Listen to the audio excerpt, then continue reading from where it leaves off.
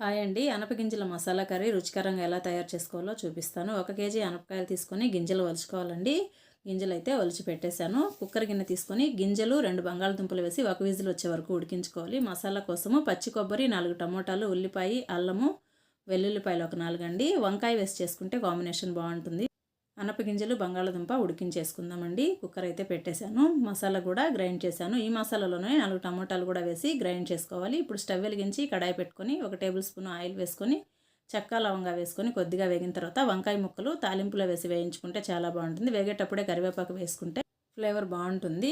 వంకాయ వేగిన తర్వాత మనం గ్రైండ్ చేసి పెట్టుకున్న మసాలా వేసుకొని ఉప్పు, కారం, పసుపు, ధనియాల పొడి వేసేసుకొని మొత్తం కలిసే విధంగా కలుపుకొని మిక్సీ జార్ కూడా కడిగి కొద్దిగా నీళ్లు వేసేసి మూత పెట్టి ఉడికించుకోవాలి. కొద్దిగా ఉడికిన తర్వాత మనం ఉడికించి పెట్టుకున్న అనపగింజలు కూడా వేసేసుకొని ఉడికించుకోవాలి. బంగాళదుంప పొట్టు తీసుకొని ముక్కలు కట్ చేసి చివరిగా వేసేసి ఒక 10 నిమిషాలు సిమ్లో ఉడికించుకుంటే అనపగింజల మసాలా కర్రీ